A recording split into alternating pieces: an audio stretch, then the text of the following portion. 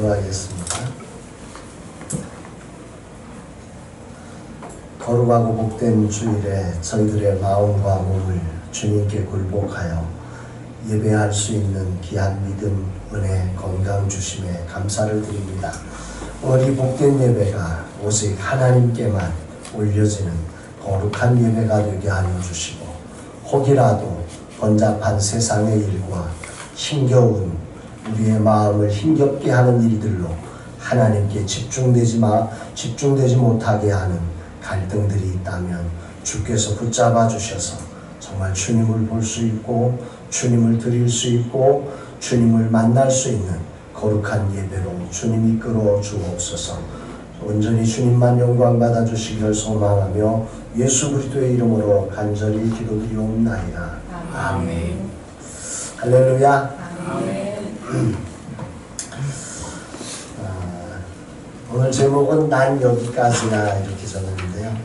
삶을 산다는 것은 아마 저는 이런 정리를 했는데 상처를 받는 거다. 삶을 살아가다 보면 수만 가지의 일들이 우리의 마음을 어렵게 할 때도 있고, 또 여러 사람들에 의해서 또 말 한마디, 또 태도 하나, 표정 하나에 의해서 또 무슨 일을 추진하다 보면 내 생각처럼 벌어지지 않아서 우리는 다양한 상처를 받으면서 이 세상을 살곤 합니다. 그런데 그것만 보면 정말 세상 살맛 안 나고 세상 사는 게 힘겹지만, 오늘 혹시 이렇게 교회를 오시면서 하늘을 좀 보셨나요? 오늘 진짜 하늘 끝내줍니다. 그죠? 근데 우리의 마음이 그런 걸 못 누리는 거예요. 오면서 제가 우리 집사람 보고 핸드폰 보고 이렇게, 아니 이 아름다운 하늘을 놓고 핸드폰을 봐. 창문 좀 보라고, 저 세상 좀 보라고. 이 아름다움을 봐야 아름다움이 내 속에서 흘러나올 거 아니냐고 막 그런 소리도 했는데, 어느 순간인가 우리는 갇혀 있는 거죠. 그 아름다움, 하나님이 창조하신 세계의 아름다움과 그분의 그 크심과 높으심과 영광을 보는 눈은 사라지고, 세상의 좁디 좁은 것들의 답답함과 고통과 그 상처 안에 매여져서 그 상처 속에서 말하고, 상처 속에서 듣고, 상처 속에서 대응하는 이런 연약한 인생으로 우리가 초라하게 전락해 갈 수 있는 게 우리가 사는 삶이 아닌가 생각을 해봅니다. 여러분들에게 한 주간 어떤 일이 벌어졌을까? 여러 가지 다양한 일들이 많이 있었을 텐데, 오늘도 어쩌면 여기에 오시면서 상처 가운데 마음속에 데일밴드를 붙이고 마음속에 후시딘을 딱 붙여놓고 빨리 나아야 될 텐데 그러고 오시는 분도 계실 거고, 심지어는 육체에 여러 가지 어려움들이 있어서 거기다가 또 파스 붙여놓고 오실 수 있는 것도 있고.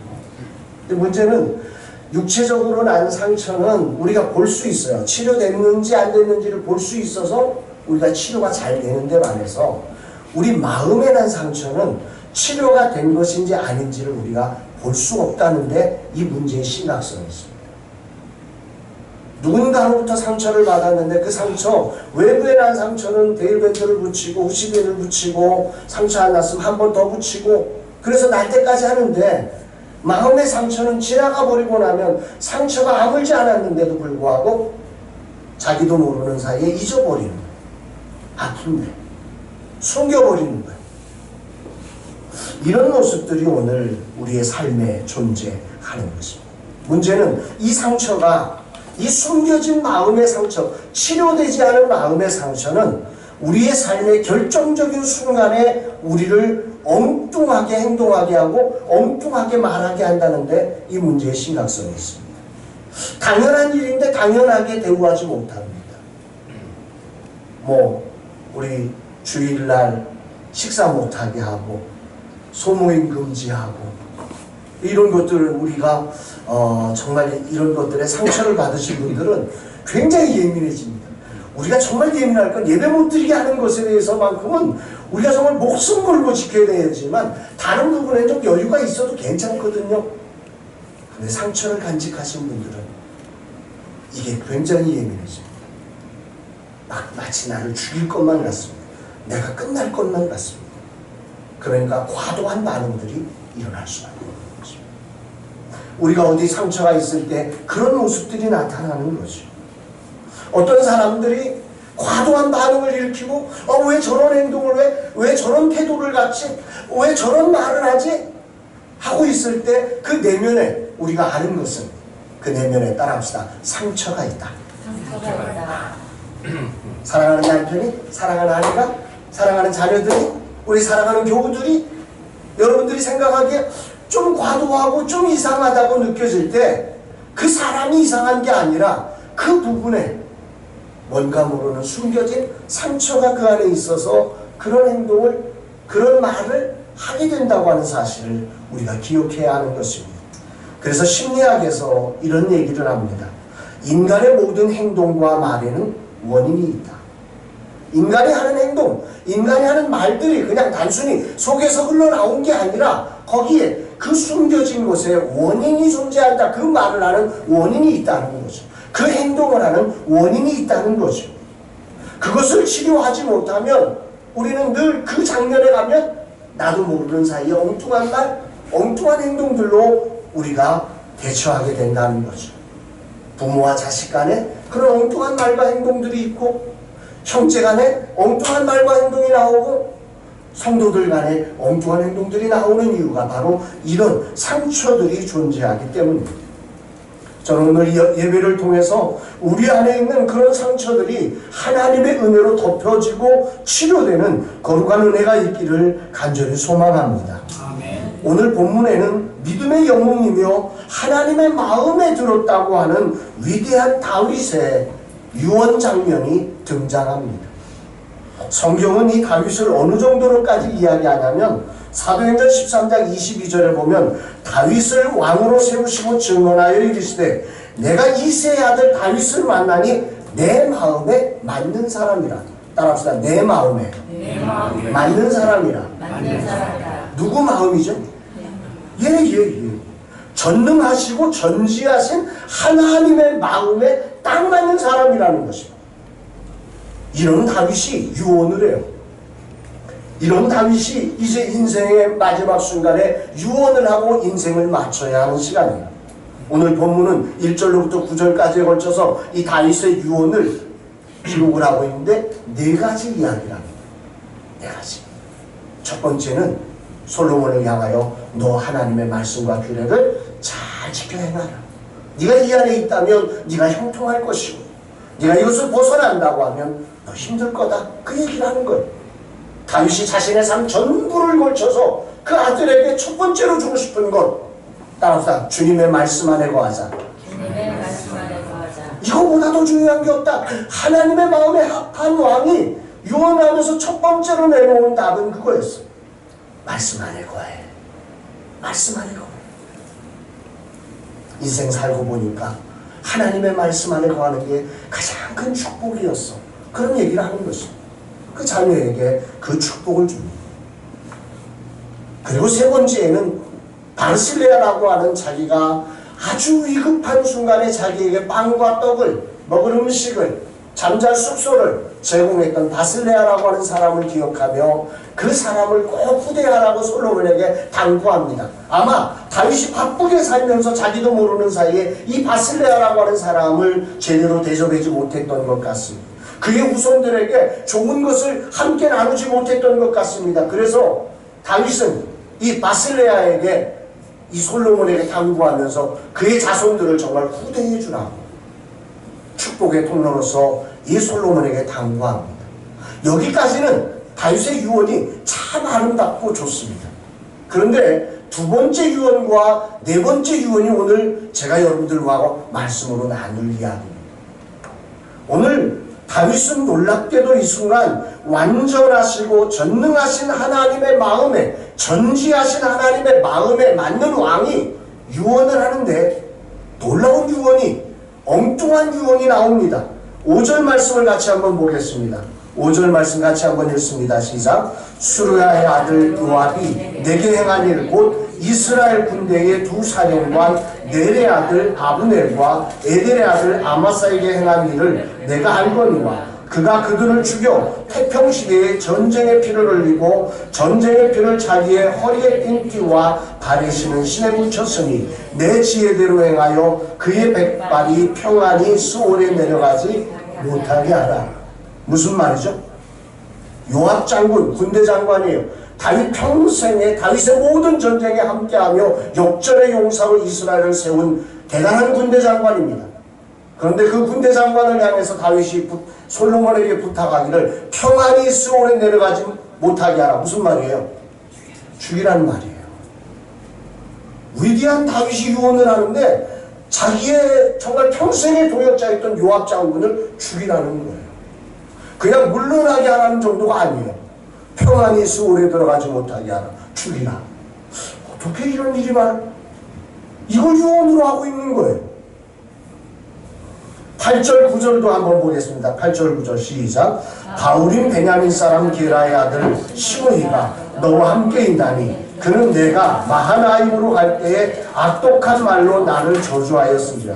그러나 그가 요단에 내려와서 나를 영접함으로 내가 여호와를 두고 맹세하여 이르기를 내가 칼로 너를 죽이지 아니하리라 하였노라. 그러나 그는 무지한 자로 여기지 말지어다. 너는 지혜 있는 사람이므로 그에게 행할 일을 알지니 그의 백발이 피 가운데 수월에 내려가게 하라.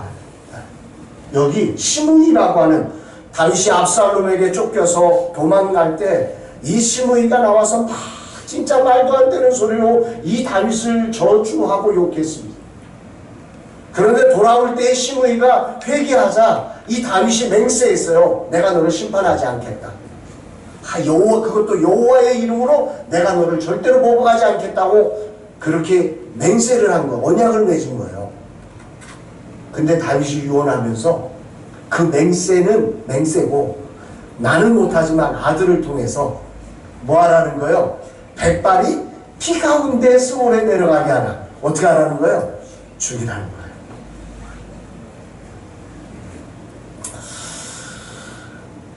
어쩌다 다윗 같은 믿음의 영웅이 이런 유언을 하고 있을까? 그래서 제가 열왕기상을 이렇게 혼자서 계속 연구를 하고 있는데 참 여기서 굉장히 질문을 하게 됐어요. 오늘 제목이 뭐죠? 오늘 제목이 난 여기까지야. 다윗은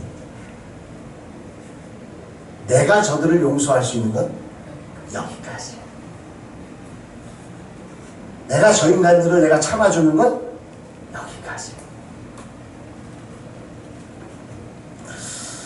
오늘 우리들이 세상을 살면서 상처가 가진 능력에 대해서 여러분들이 정말 깊이 생각해 봐야 합니다.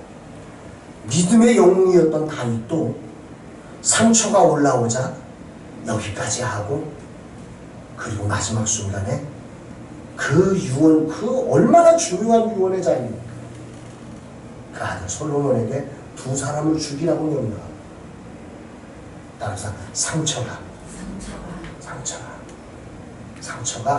상처는 우리에게 제한을 하게 합니다. 넌 여기까지야.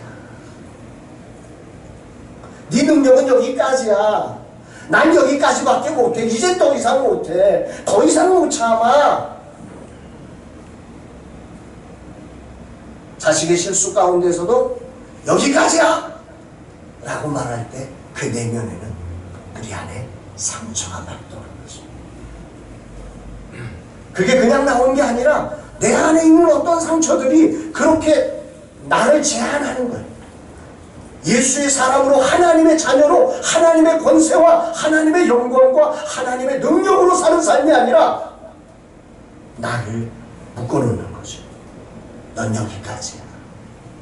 넌 여기까지. 너의 능력은 여기까지. 이 상처의 위험성을 오늘 우리들이 깊이 생각해 봐야 돼요.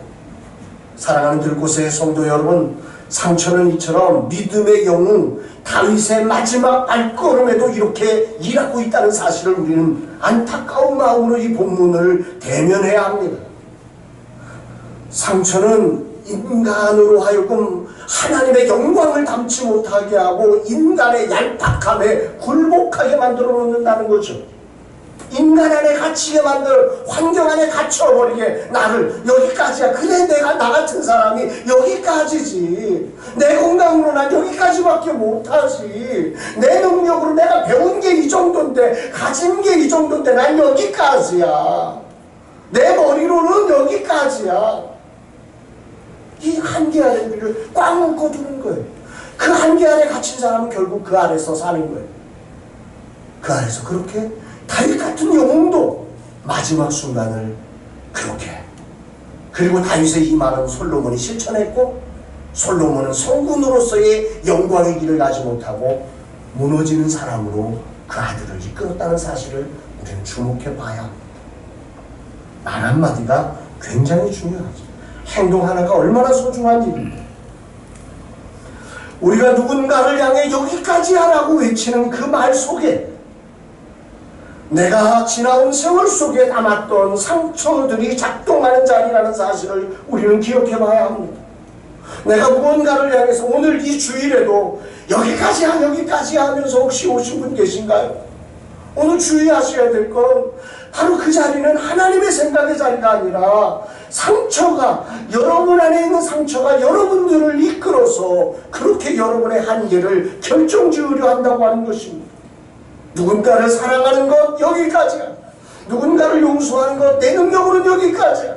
내가 참았는데 이젠 더 이상 못 참아. 난 여기까지야. 이런 것들이 여러분 안에 느껴질 때, 우리 친구들, 학생들 공부하면서 난 여기까지야. 내 능력은 여기까지야 라고 느껴질 때, 그게 여러분의 실존이 실제가 아니라 상처가, 열등감이, 절망이 여러분들을 움직이고 있는 자리라는 사실을 인식하며 그때가 진실로 하나님 앞에 엎드려야 될 때임을 믿게 되기를 주의 이름으로 축원합니다. 삶을 산다는 것은 다시 한번 말씀드리지만 상처를 받는 것입니다. 사랑하는 사람이 만나서 사는 것 상처투성이입니다. 친구를 만난다는 것 상처투성이가 됩니다. 이웃과 함께 한다는 것 상처투성이입니다. 그러나 인생은 양면성이 있습니다. 코로나 사태로 인해서 너무너무 우리들이 많이 힘들지만 하늘을 보십시오. 미세먼지가 사라지고 살만합니다. 이 맑은 하늘에 마스크를 쓰고 다니라는 이 어폐가 있지만 인생의 동전은 양면이 있단 말이에요. 상처는 하나님이 주신 은혜의 축복의 통로가 될 수 있음을 여러분들이요 믿으시기를 주의 이름으로 축복합니다. 주님이 상처를 아시니까 주님이 우리의 한계를, 이 죄와 사단이 우리로 하여금 너는 여기까지 하라고 결정지으며 그 한계 안에 굴복하라고 말하지만, 그러나 우리 주님이 거기 계셔서 그 한계 위에서 우리의 능력에 하늘의 능력을 덧붙여서 그 한계를 뛰어넘게 하는 자리가 상처의 자리이고, 그 한계를 뛰어넘어서 세상의 한계 아래 갇힌 사람을 살려내게 하는 자리가 바로 그 상처가 주는, 우리에게 주는 놀라운 은혜임을 믿으시기를 주의 이름으로 축원합니다. 저는 어머니가 세 분인 가정에서 자랐습니다. 그 상처가 저의 집을 공개할 수 없도록 어린 시절 살게 했습니다. 어린 시절 공부를 잘 못했습니다. 그 공부 못함이 열등감으로 좌우돼서 성적표를 한 번도 열어보지 못했습니다. 그러고 살아왔습니다. 그러니까 나를 공개하는 일이 너무 힘든 것입니다. 그래서 숨어 살아야 했습니다. 나는 평생에 숨어야만 되는 존재인 줄로 알았습니다. 그러다가 예수 그리스도를 만나고 그리스도 안에서 내가 숨지 않아도 된다고 하는 사실을, 하나님이 나 같은 사람을 통해서도 일하신다고 하는 사실을 조금씩 알아가기 시작했습니다. 그러다가 삼성연합신호에 강남에 있는, 당시 이제 강남에 삼성 건물이 있을 때, 지금 분당으로 갔다가 이제 다시 삼성으로 왔죠. 삼성역 근처로. 네. 거기서 그 신호의 예배를 드리는데, 신호의 예배를 저녁에 드렸습니다. 7시에 드리고 예배 마치고 같이 식사를 나누는데, 이렇게 한 사람 한 사람 얘기를 하는데, 신호의 예배에 나온 그 친구들이 당시 그때 삼성 SDS 중심으로 신회가 모였었는데 거기 모인 사람들이 대한민국에서 공부한 사람들이 없었어요. 전부 외국에서 최고의 그 물을 먹고 오신 박사학위는 거기는 뭐 그냥 기본인 그런 사람들이 모여있는 자리. 생긴 거는 꼭 저기 별거 아닌 것처럼 생겼는데 대화하다 보니까 전부 그런 사람들인 거예요. 제가 주눅이 들었어요. 다음 주에 가서 설교를 해야 되는데 아니 그 전에는 그냥 했는데 그걸 알고 나서 가려고 그러니까 너무 막 두려운 거예요. 나 같은 사람이 어떻게 저런 사람한테 설교를 해. 너무 마음이 힘들었어요. 그래서 막 기도하면서 준비하면서 가서 이제 설교를 하는데 하나님이 제게 증거를 주시더라고. 그날 이 신회원들이 막 은혜를 너무 받는 거예요. 어떤 친구는 막 일어나서 손들고 막 기도하고 이 앞에 나와서 무릎을 꿇기도 하고 그 박사학위를 받은 사람들이 놀라운 경험을 했어요. 나라고 하는 존재는 여기까지인데 그 상처를 주님을 믿고 일어나서 그 주님을 신뢰하고 일어나서 그 상처를 넘어서서 일하기 시작할 때 그 상처가 나만 상처받은 게 아니라 박사학위를 받은 사람도 상처가 있더라고요. 똑같이 그들도 열등감이 있고 똑같이 그들도 답답함이 있더라고요. 그래서 그 상처가 치유되는 경험을 하기 시작하는 것입니다. 사랑하는 여러분, 우리 들곳에 사랑하는 성도 여러분, 정말 여러분의 심령 안에 있는 상처가 주님의 은혜 속에 거할 때 그 상처가 세상을 일으키는 하나님의 축복의 통로가 될 수 있음을 믿게 되시기를 주의 이름으로 축원합니다.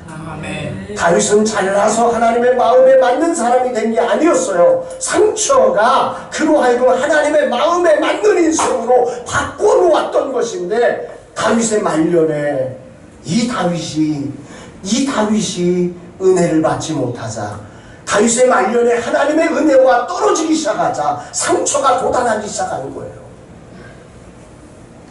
오늘 본문은 아니지만 열왕기상 1장을 한번 보겠습니다. 열왕기상 1장 1절을 한번 보겠습니다. 열왕기상 1장 1절을 같이 한번 보겠습니다. 같이 시작. 다윗 왕이 나이가 많아 늙으니 이불을 덮어도 따뜻하지 않는다. 다윗이 나이가 많아. 어떡하다 다윗이 영광의 하나님의 마음에 합한 사람이었는데 상처의 사람으로 돌변했는가? 이것의 힌트예요. 다윗이 나이가 많아졌어요. 어느 정도로 많아졌냐면 이불을 덮어도 따뜻하지 않아요. 아무리 해도 이 추위를 막을 길이 없는 거예요. 너무너무 힘든 거예요. 4절에 가보면 4절 같이 한번 볼까요? 1장 4절 시작. 이 처녀는 심히 아름다워 그가 왕을 받들어 시중들었으나 왕이 잠자리는 같이 하지 아니하였더라. 이 다윗이 그 최고의 여인을 이제 첩으로 당시 왕정사회니까 이게 범죄 아니거든요. 그런데 그와 잠자리를 같이 한 이제 그런 것들에 대한 무력감을 느끼기 시작한 거예요. 경건에서 이것을 거리를 둔 것도 있지만 다윗이 이제 육체적으로는 끝났다. 다윗의 때가 끝났다. 다윗이 다른 왕을 세워야 할 때다라는 말을 성경은 이렇게 기록을 하고 있는 거예요. 따랐다. 변화가 필요하다. 다윗에게 하나님은 사인을 주신 거예요. 이제 다음 왕을 세워라. 다음 왕을 세워라. 그런데 이 변화의 때에 이 다윗이 이걸 직감하지 못하고 신하들이 왕이시여 여러분 잘 생각하셔야 됩니다. 이 신하들이 왜 이 젊은 처자를 갖다가 다윗에게 붙여주는 줄 아십니까? 왕이 바뀌면 신하가 바뀌어야 돼요? 안 바뀌어야 돼요? 바뀌거든요. 그러니까 다윗을 왕으로 내리지 않게 하려고 여자를 갖다가 주면서 제발 좀 그 자리에 있어 달라는 거예요. 이걸 다윗이 분별 못하고 있는 거예요. 자기가 내려올 때를 모르는 거예요. 때를 놓친 거예요. 자기의 때가 어떤 때인지를 분별할 능력을 상실한 왕이 된 거예요. 따라합시다. 때를 놓치지 말자. 때를 놓치지 말자. 때를 놓치면 인생은 큰 낭패의 자리에 들어갑니다. 다윗은 분명 변화의 때를 맞이했고 하나님이 그에게 사인을 주었건만 그는 그 때를 잡지 못하는 거예요. 그래서 아비삭을 품으면서 왕위를 유지하다가 어떤 일을 벌이는 줄 아십니까? 5절 한번 같이 볼까요? 5절 6절 5절만 같이 읽습니다. 시작. 그때 학기세 아들 아도니아가 스스로 높여서 이르기를 내가 왕이 되리라 하고 자기를 위하여 병거와 기병과 호병 50명을 준비하니 무슨 일이 벌어진 거예요? 아들이 반역을 하는 거예요. 내가 왕이야 하고 일어나는 거예요.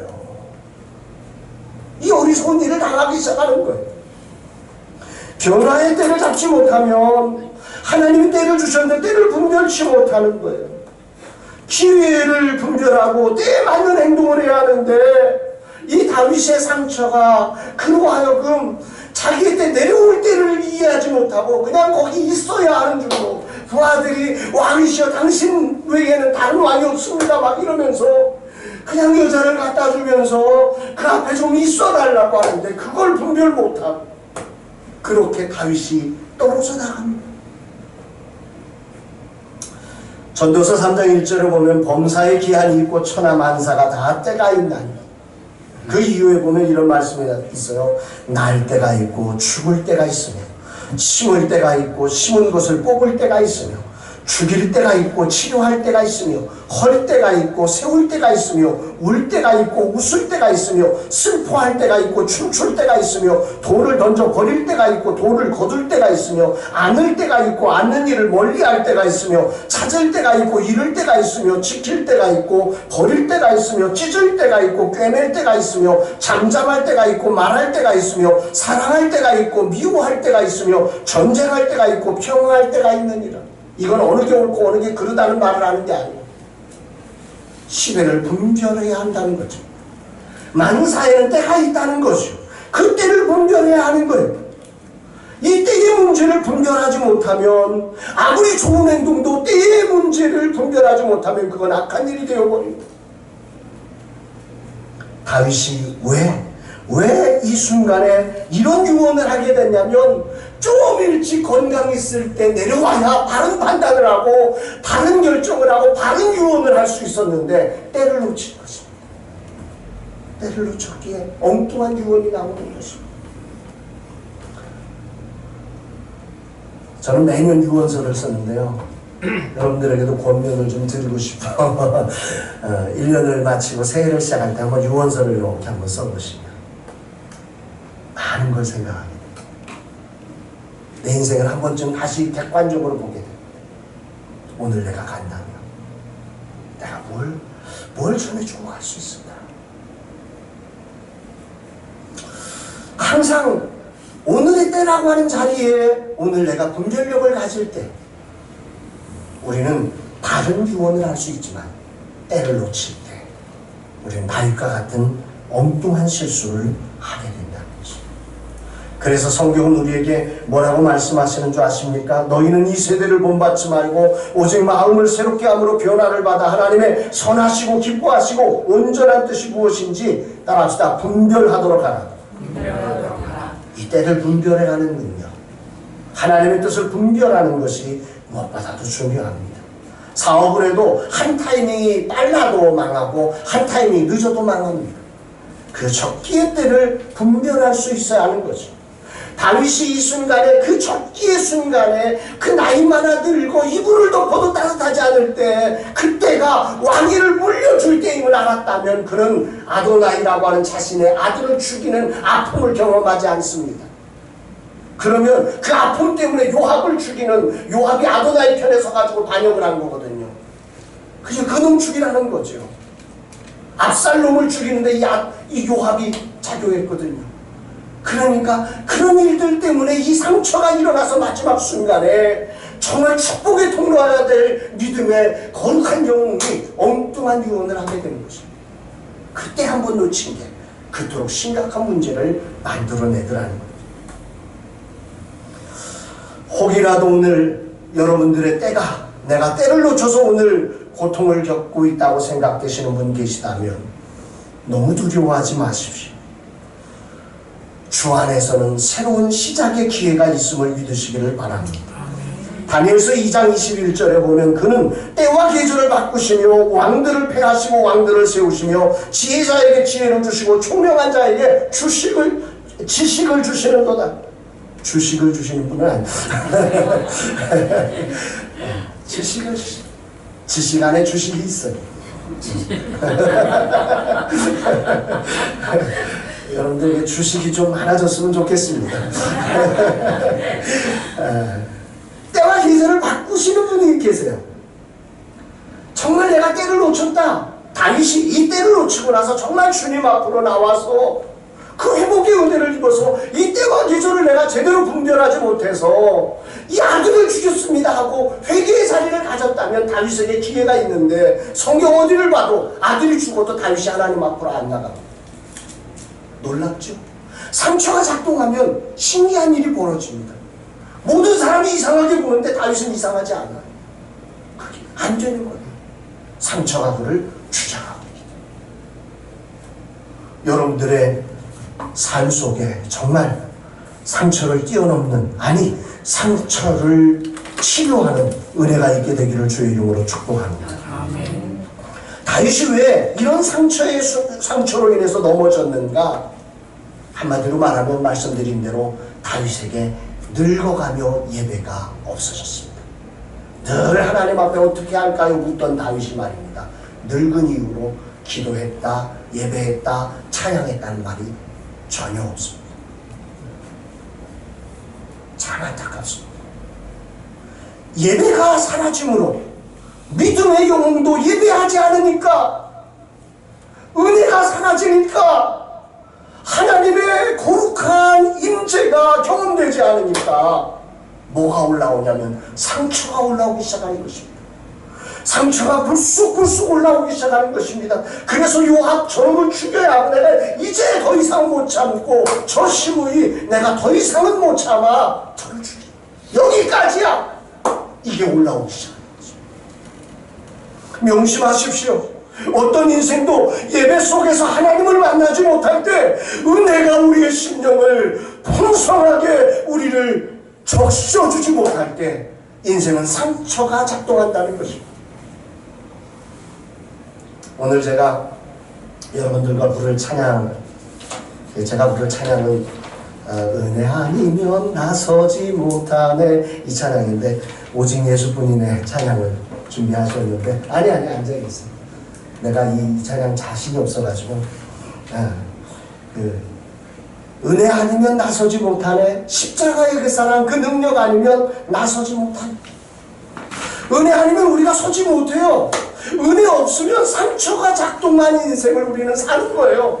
문재인 대통령의 행동 중에 많은 부분을 많은 사람들이 오해하고 힘들어하는 이유는 노무현 전 대통령, 자기와 평생의 동역자처럼 살았던 그 정말 대통령으로 섬겼던, 비서실장으로 섬겼던 그분의 죽음의 상처가 오늘 그에게 대통령이 되었는데 은혜가 그걸 승화시키지 못하고 그 상처가 그대로 드러나니까 절반에 서서 나라를 이끌어가는 것입니다. 절반의 사람들의 대통령이 되어버리고 마는 것입니다. 상처가 그렇게 그를 무섭게 만들어가는 것입니다. 여러분, 은혜를 받는다는 것, 예배를 드린다는 것, 여기에 여러분들이 얼마나 집중하고 얼마나 사모해야 하는 자리인지를 여러분들이 알게 되기를 바랍니다. 찬송가 494장에 보면 만세반석 열린 곳에 내가 숨어 있으니 원수막이 손못대고 환난 풍파 없도다. 만세반석 열린 곳에 내가 편히 쉬리니 나의 반석 구주에서 나를 숨겨주소서.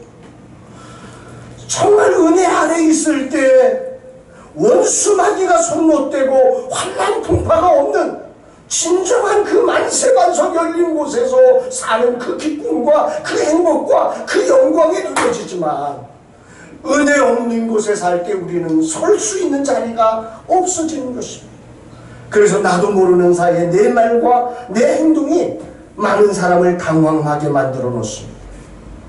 성경은 분명하게 이렇게 말씀하고 있습니다. 요한복음 1장 14절에 가보면 말씀이 육신이 되어 우리 가운데 거하심에 우리가 그의 영광을 보니 아버지의 독생자의 영광이었다 합시다. 은혜와 진리가 충만하더라. 성경이 말하는 예수 그리스도는 어떤 분이시냐면 은혜와 진리가 충만하신 분입니다. 오늘도 이 세상에 있는 모든 상처를 충만하게 덮어낼 수 있는 은혜와 진리가 충만하신 분이 우리가 믿고 고백하는 우리의 구원자이신 예수 그리스도이심을 믿으시기를 바랍니다. 그 은혜가 여러분의 심령을 덮어 상처로 말미암는 행동이 아니라 은혜로 말미암는 행동들이 여러분의 삶을 주관하며 그 안에 하나님의 평강과 구원과 축복의 역사가 일어나게 되기를 주의 이름으로 축복합니다. 분명한 사실은 상처 없는 사람은 아무도 없습니다. 사업을 하면서 인생을 살아가며 공부하며 결혼하며 이웃과 만나며 여기저기 수없는 상처들이 우리 안에 도사리고 있습니다. 우리는 상처의 한계 안에 살고 있습니다. 상처가 주는 실패를 숙명처럼 안고 사는 게 인생입니다. 그러나 우리가 하나님의 은혜 안에 거할 때 그 충만하신 은혜가 우리를 덮어낼 때 그 은혜는 우리로 하여금 상처가 주는 한계를 뛰어넘어 그 한계를 세상을 향한 축복의 통로로서 만들어낼 수 있음을 믿으시기를 바랍니다. 상처가 된 사람들은 자기가 답이 됩니다. 너 내 말 들어 하면서 강요하게 됩니다. 상처입니다. 상처가 있는 사람은 자기가 답이에요. 그러나 상처를 치료한 사람은 자기가 길이 됩니다. 답이신 그리스도를 찾아가게 하는 길이 되어주는 인생. 자기를 상처가 있는 사람은 자기를 안전하게 위해서 성벽을 쌓습니다. 뭘 하든지 자기 안전을 추구하는 것입니다. 자기 편하게 하려고 이런 사람 안 만나고 저런 일 안 하고 한계를 규정지어서 성을 쌓아가는 거죠. 그러나 상처가 치료된 사람은 성을 쌓지 않고 세상 모두가 올 수 있는 길을 닦아내줍니다. 들곳은 오늘 그런 길을 닦는 아름다운 교회인 줄로 믿습니다. 누구라도 걸어갈 수 있는 희망의 길을, 누구라도 다시 시작할 수 있는 그 재기의 길을, 회복의 길을 만들어가는 교회, 이 들꽃은 모험교회를 그래서 주님은 기뻐하실 줄로 믿습니다. 은혜가 있을 때 우리는 상처로 세상에 희망의 길을, 구원의 길을, 축복의 길을 내는 거룩한 삶을 살아낼 수 있는 것입니다. 그러나 은혜가 사라질 때 우리는 어느 순간인가 다윗처럼 성을 쌓기 시작하는 것입니다. 하나님이 다윗을 보호했는데 솔로몬 자신을 축복하면서 너 요압 있으면 안 돼, 너 시므 있으면 안 돼, 쟤네들 죽여야 돼, 성을 쌓는 것입니다. 이해가 되시죠? 성을 쌓기 시작할 때 그의 인생의 은혜가 떨어졌다는 사인입니다. 내가 무언가 나의 안전을 위해서 성을 쌓고 있다면 여러분들의 심령을 되돌아보아야 합니다. 오늘 하나님의 그 충만한 은혜를 누리지 못하고 오늘 내 방법, 내 생각으로 성을 쌓고 있는 나를 면밀히 보면서 내 안에 있는 상처를 여러분들이 다시 한번 점검하고 은혜로 그 상처를 치유하며 일어나는 우리 들곳의 성도 여러분 되시기를 주의 이름으로 축원합니다. 우리에게는 은혜의 보좌가 있습니다. 히브리서 4장 16절에 보면 그러므로 우리는 긍휼하심을 받고 때를 따라 돕는 은혜를 얻기 위하여 은혜의 보좌 앞에 담대히 나아갈 것입니다. 우리에게는 이 은혜를, 상처를 치유하는 은혜의 보좌가 있음을 믿으시기를 바랍니다. 그래서 우리는 예배를 놓칠 수 없는 것입니다. 예배가 우리에게 생명인 것입니다. 예배에 우리의 생명을 걸고 주님의 은혜가 내 상처를 치료하시고 이 상처를 뛰어넘어 한계를 뛰어넘어 사단이 규정한 삶이 아니라 하나님이 축복한 인생을 누리게 하여 주시옵소서. 정말 이렇게 기도하며 달려갈 때 우리 하나님이 여러분들을 붙드시고 여러분들을 세우시며 여러분들을 통해서 위대한 역사를 만들어내실 줄로 믿습니다. 세 번째로 왜 다윗이 상처로 이렇게 마지막 인생을 유언할 수밖에 없었습니까? 그 결정적 이유는 사명을 놓쳤기 때문입니다. 저는 여러분들이 주님이 오시는 그날까지 사명이 없는 인생이 되지 않기를 소망합니다. 따라합시다. 살아갈 이유. 오늘도 살아갈 이유가 있어서 사는 사람, 공부할 이유가 있어 공부하는 사람, 일할 이유가 있어서 일하는 사람, 만나야 할 이유가 있어서 만나는 사람, 그저 그냥 되는 대로 살아가는 사람이 아니라 내 마음에 가슴을 벌떡벌떡 뛰게 만드는 사명이 살아있는 사람. 사명이 없으면 안 돼요. 그냥 아유 주일에 왔으니까 또 예배해야지가 아니라, 사명이 살아있는 사람은 그 사명을 감당할 능력이 내 안에 있는 게 아니라 저분 안에 있는 걸 알기에 예배의 자리가 생명처럼 나오는 것입니다. 주여, 내가 오늘도 은혜 없으면 나서지 못한대.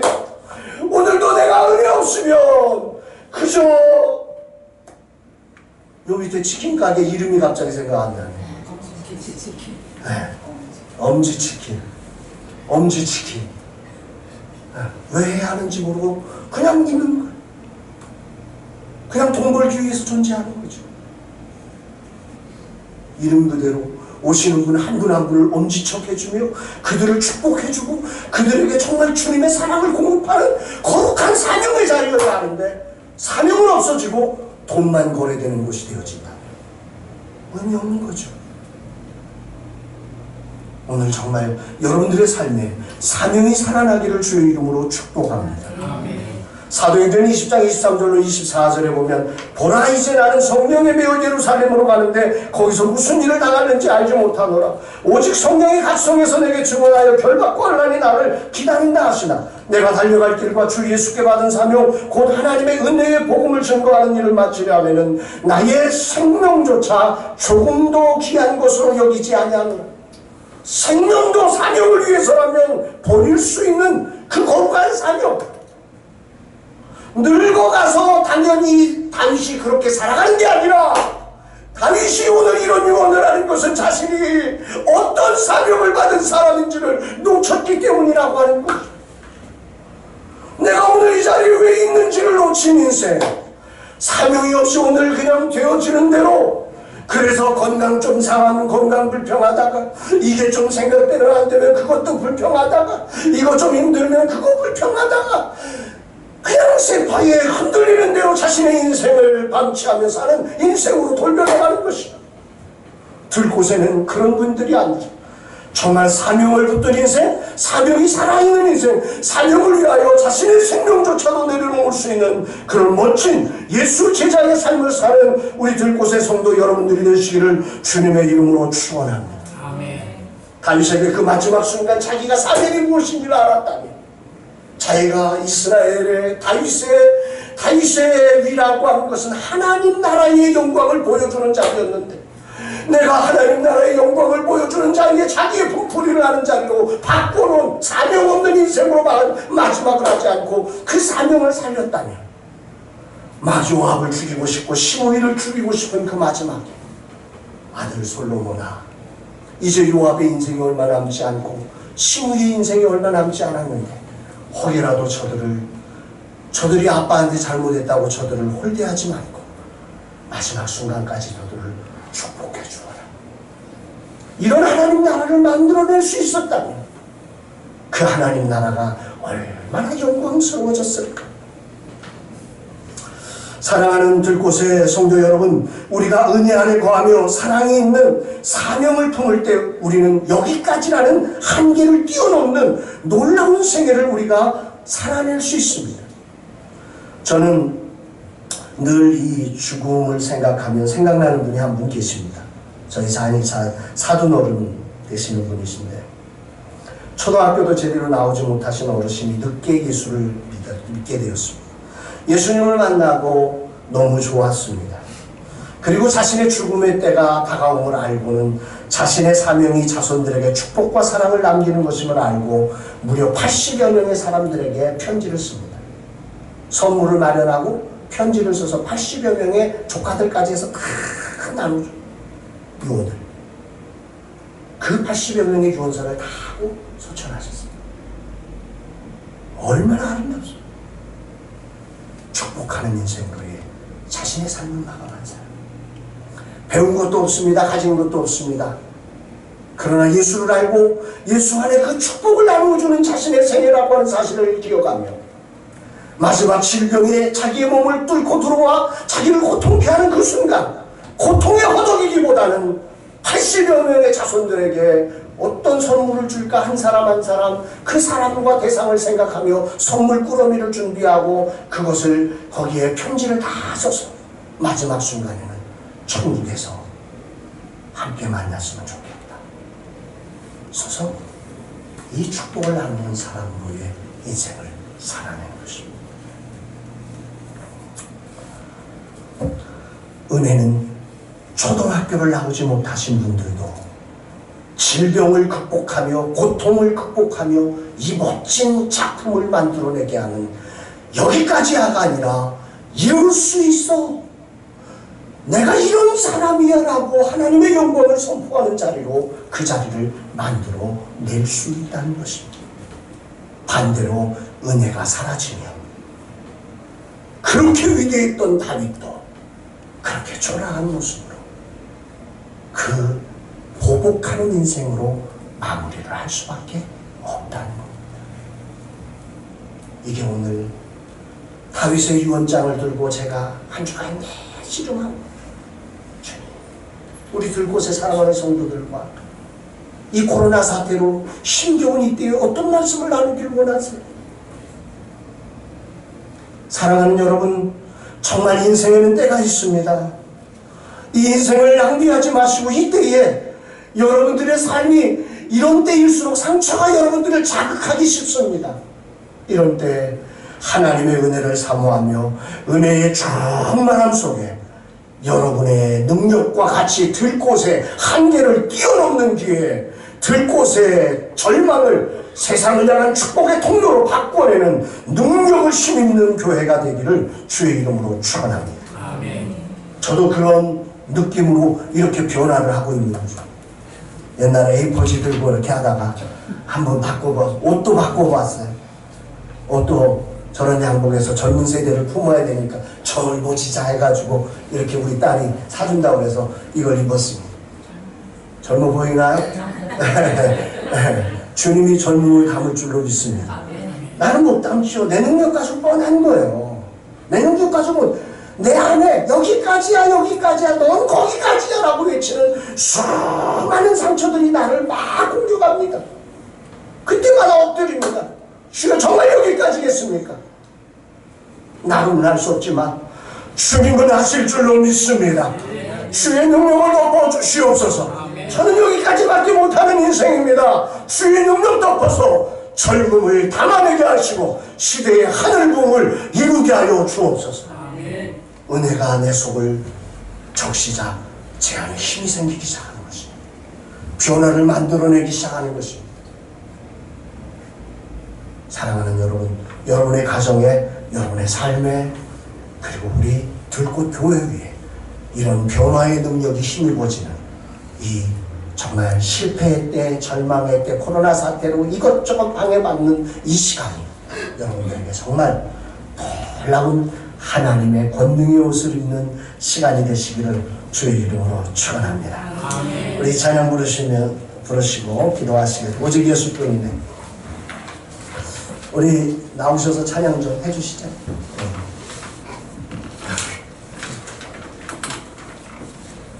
엄지치킨. 오늘 기억했어요, 이제.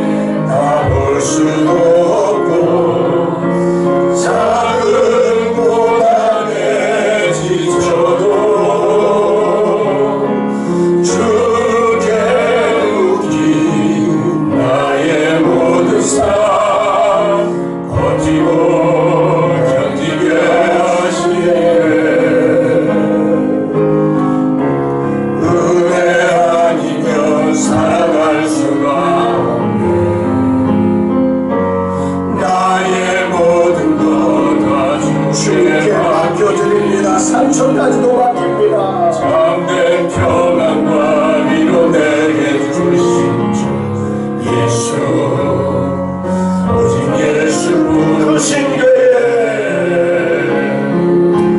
그 신교에 나올 수도 없고 작은 고난에 지쳐도